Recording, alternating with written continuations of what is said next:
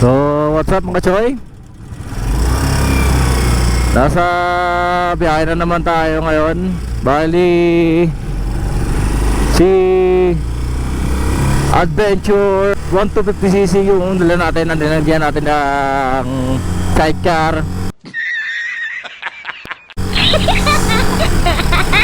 So, mga choy, ride safe sa atin lahat dito sa kalsada. Matagal-tagal na rin tayo hindi nakakapag-vlog kasi sa kalagayan natin ngayon, nabibisi tayo ngayon. So bago natin umpisahan yung vlog natin mga choy, pasok ko intro! ਗੱਡੀ ਲੈਂਬਰਗਿਨੀ ਪੀਲੇ ਰੰਗ ਦੀ ਮੈਨੂੰ ਕਹਿੰਦੀ ਏ ਚਲਾਵੇ ਸਲੋਲੀ ਉਹ ਪਹਿਲੇ ਗੇਰ ਤੇ ਉਹ ਜਦੋਂ ਮੋੜਦੀ ਉਹ ਮੈਨੂੰ ਲੱਗਨੀ ਏ the one and only ਆਈ ਆਈ ਵਿਚਾਰੇ ਮੁੰਡਿਆਂ ਦੇ ਦਿਲਾਂ ਦੀ ਤੂੰ ਕਾਤਿਲ ਬਖਾ ਦੇ ਮੈਨੂੰ ਕਿਵੇਂ ਜਾਵੇਂਗੀ ਤੂੰ ਫਾਸਟ ਸਭ ਦੇ ਤੂੰ ਗੈਸ ਨਹੀਂ ਮਿਲੇ a bit harder yo I'm a rider provider bring the heat girl I will bring the fire and my name keeps going worldwide. So my job is to satisfy you.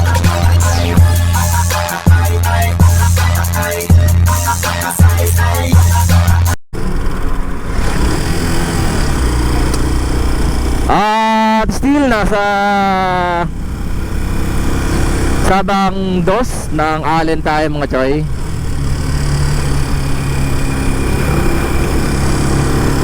At mag-chill ride lang tayo kasi hindi tayo makakapagpatakbo ng sobrang tulin neto kasi syempre alam nyo naman hindi naman tayo napapatakbo ng mabilis. Bali yung gamit natin ngayon si Adventure kasi Adventure Trikes. Oh my God! Wow! Kasi si H2 hindi na-start kanina. No! God, please, no! No! No! No! Nalambigan siguro. At saka si Airborne Ninja hindi ko muna ginagamit kasi gusto ko muna palitan ng gulong. Hindi pa pwedeng ganun yung gulong ng Airborne natin kasi delikado, baka sabugan tayo sa kalsada. Kaya nag-order na lang ako ng bagong gulong tapos ilalagay natin para magamit na natin si Airborne. At mahirap na pagka inabot tayo ng sabong na gulong sa malaking bike. Mas maihigin na lang din huwag na munang gamitin at yun na nga, palitan natin ng bago. Bali nakapag-order na ako mga choice sa TikTok. At yun, mahirap kasi dito sa Samar sa probinsya. Nahihirapan ako maghanap ng mga ganong size na mga gulong ng mga big bike. Yung pinakamalaki lang dito sa kanila 120 by 70 by 17. Yung hinahanap ko mga nasa 150 to 160 o 180, okay pa yun. Minsan nga nagto 200 pa ako pero maganda mag 200 pagka magaan lang yung gulong, yung tipo na gamit natin dati, yung Super Corsa. Ayun, sobrang gaan lang nun. Hindi mo mararamdaman na malaki yung gulong mo, hindi mabibigitan si Airborne. Sakto pang bankingan yun ngayon hindi tayo magko-Corsa. Mga kahit mga ordinaryong gulong na muna mga choy. Dito lang naman. Di naman tayo maglo-long rides like sa ginagawa natin lagi dati na Manila, Samar to Manila. Dito na muna tayo at pag bibiyahe tayo na ulit ng ganon, kalayo, magpapalit tayo ng gulong. panibagong gulong. Yung tipo na quality na, hindi na yung ordinary lang. Pag ordinary lang kasi, mumurahin lang yun. Eto, na-order ko ngayon, mumurahin lang yung mga choy. No! God, please, no! Ordinary lang kasi pero okay na. At least magagamit na si Airborne kasi naman sa naka-stock lang. Pinapandar lang natin to, hindi natin pinapatakbo.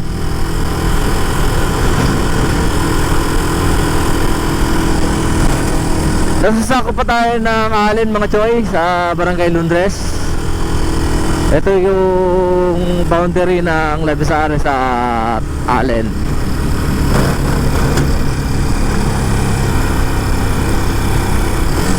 At sa mga gusto magpa-shoutout, comment below lang mga choy. Sa Facebook man o sa YouTube channel natin. Nasasamid-sumid na ako ah. So weird.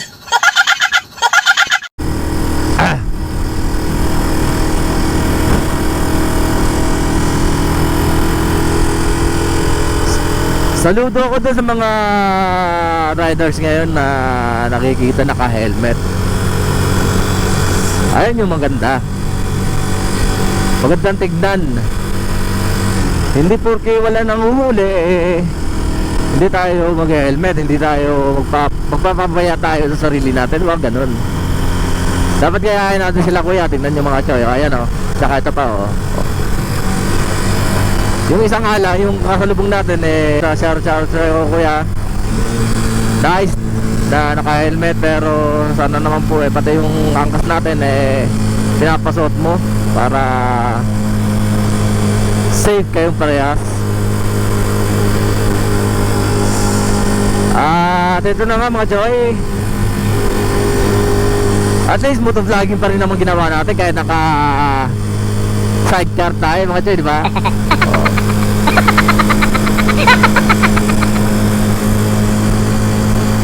May mga tumitingin-tingin sa atin dito pagka nadadaanan natin kasi nagtataka sila ba't daw naka-helmet ako na naka sidecar naman kanya-kanya ng trip yun mga choy.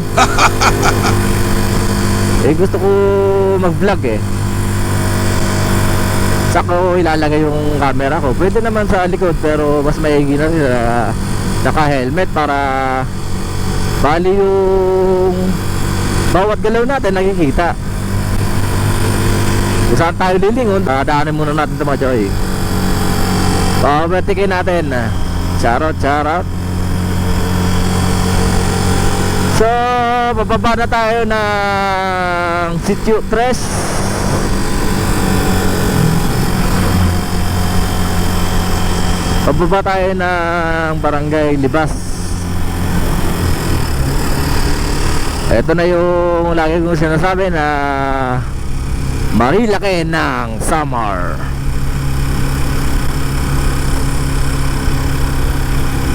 Meron pa naman Marilaki dito na nadadaanan namin doon banda sa may South Road sa may Lopi de Viga papuntang Calbayog. Wala kuya, tulungan natin.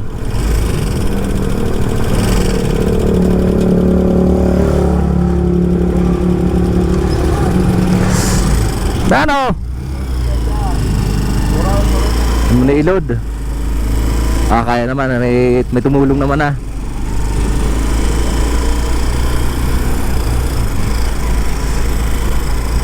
Tignan natin, may tumulong naman na. So, ayun na nga. I-continue lang natin yung topic natin. May Marilaki pa naman ako napansin dun sa may Lope de Viga, yung dinadaanan na namin dun lagi, yung Katarman to Calbayog. May dinadaanan dyan sa bungad lang Maganda rin mga bengkengin pero parang delikado pag bengkeng dun mga choy. Minsan kasi may pasiko dun Mas maganda pa rin yung maluwag sana na nakikita mo na may wala kang kasalubong. Doon kasi pasiko dun delikado dun. Makikita mo dun baka langit na makita mo dun. Joke lang mga choy. Pero ride safe. Tagan may dumadaan dun mga choy. Comment below lang mga choy kung anong lugar yun doon, pero lagi nadadaanan yun doon. Sa mga nakaraan nating video, meron doon.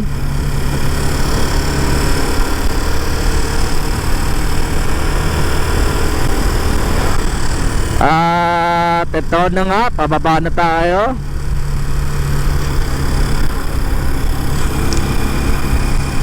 Andito na tayo sa Aurora B, sa Ludaga Complex. Malapit na matapos to.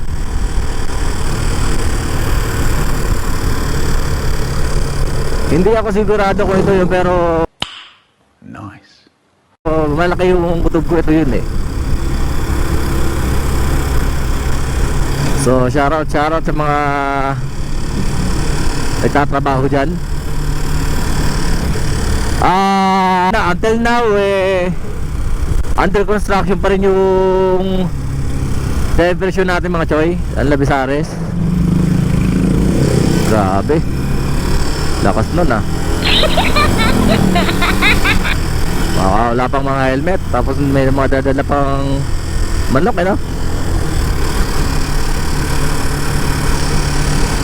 So ito na nga, nakababa na tayo na Barangay Libas. At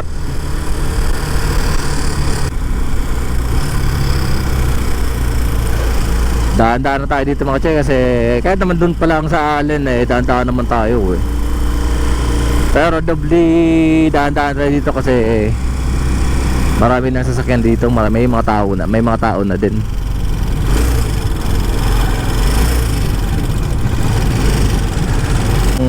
Ngayon naglaylo na yung PNP natin sa panghuhuli ng walang helmet, pero sana ipatupad pa rin natin yung naumpisahan natin, kasi naumpisan na baka mamaya masanay ulit yung mga tao, balik na yung wala, di na sila nag-helmet.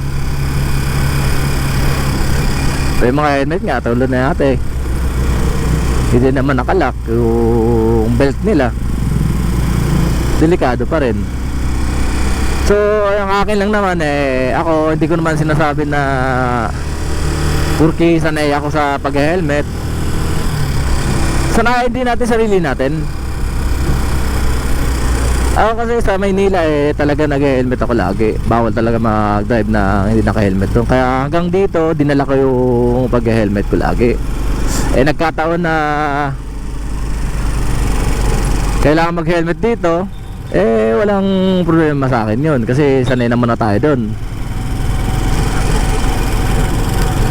Yung ngayon lang naman marami tayo nakakasalubong, nakakasabay na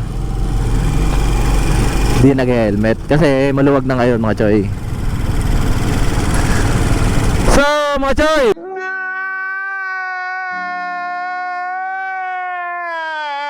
huwag ka tayo patulog-tulog. Umagang-umaga naatok-antok na pa nga ako Huwag tayo matulog. Tuloy lang tayo, tuloy.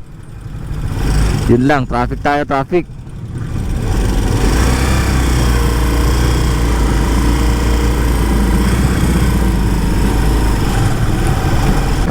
Ipagyayabang ko na lang din, kasi ako naman yung nasa vlog ngayon. Pinakamasarap na sisig.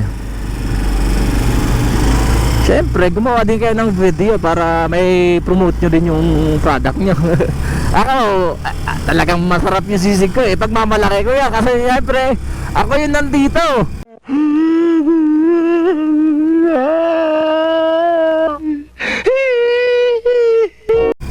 Hindi pa pwedeng i-promote ko yun sa inyo, sa akin hindi. So sabi ko nga mga choya,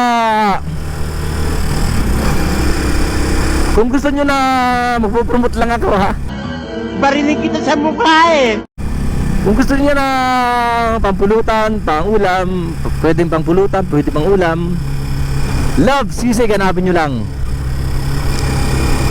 Kilala yan dito sa Labisares. Nasa location niya, nasa Barbeba, Labisares, Northern Samar. Nasa Pantalan lang mga choy, nasa Seaford lang ng Barbeba Makikita nyo naman doon nakapark si Airborne. Kung wala naman si Airborne, makikita nyo naman may mga tarpaulin naman doon na nakalagay. At wala na nga pala dito yung mouse na na-aksidente kahapon ba yun? Oo. Eto